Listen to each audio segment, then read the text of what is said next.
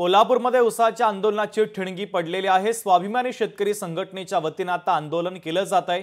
ऊसानं भरलेली वाहनं अडवत आंदोलन करण्यात आलं। शाहू साखर कारखान्याकडे चाललेला ऊस आता स्वाभिमानी शेतकरी संघटनेच्या वतीने रोखण्यात आला। स्वाभिमानीचे जिल्हा उपाध्यक्ष बंडू पाटील यांच्या नेतृत्वाखाली हे आंदोलन आता केलं जात आहे। तर ऊस उत्पादकांच्या मागण्यांसंदर्भात आता स्वाभिमानी शेतकरी संघटनेने आवाज उठवलेला आहे।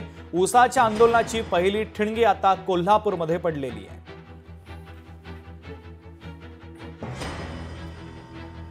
तर कोल्हापूरमध्ये आता ऊस प्रश्नासंदर्भात आंदोलन केलं जात आहे। सतेज औंधकर आमचे कोल्हापूरचे प्रतिनिधी थेट जोडले जातात, त्यांच्याकडे या बातमीच्या संदर्भातले अधिकचे अपडेट घेऊयात। सतेज, आपण पाहतोय कोल्हापुरात ऊसाच्या आंदोलनाची आता पहिली ठिणगी पडलेली आहे। ऊसानं भरलेली वाहनं रोखण्यात आली आणि आता कारखानदारांवर देखील काही गंभीर स्वरूपाचे आरोप सातत्याने केले जात आहेत आणि भाववाढ करण्याची मागणी सुद्धा केली जाते आहे।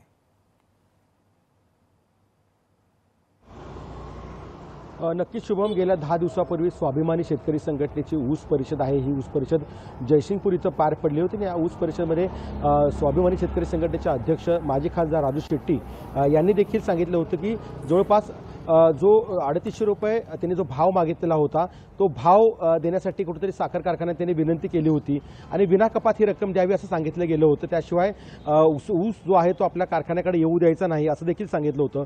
मात्र कोल्हापूर जिल्ह्यातल्या काही कारखान्यांनी पाहिलं तर ऊस तोडी आहेत त्या घेतलेल्या आहेत आणि ऊस वाहतूक करताना कारखान्याकडे जाताना ही सगळी वाहनं आपल्याला पाहायला मिळत आहेत आणि त्यामुळेच कोल्हापूरचा जो शहरालगतचा भाग आहे कनेरीवाडी या ठिकाणी खरं तर जी ऊस तोड झालेली काही ट्रॅक्टर भरून शाहू साखर कारखान्याकडे निघाल्याचं आपल्याला पाहायला मिळालेलं होतं आणि त्या ठिकाणी स्वाभिमानी शेतकरी संघटनेने हे सगळे साखर कारखान्याकडे जे जाणारे ट्रॅक्टर ट्रॉली आहेत त्या सगळ्या रोखलेल्या आहेत। त्या ठिकाणी घोषणाबाजी केलेली आहे, किंबहुना या ट्रॅक्टर ट्रॉलींचे हवा देखील सोडण्याचा प्रयत्न आहे तो त्यांनी केलेला आहे।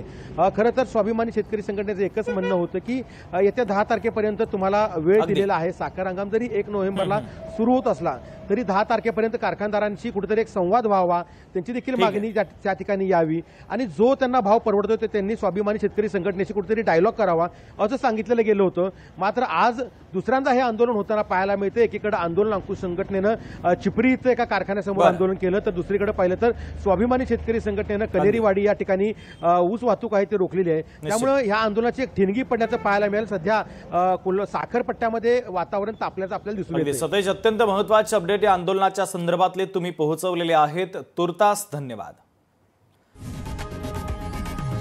लोकशाही मराठी ऐका, पहा, जागरूक रहा।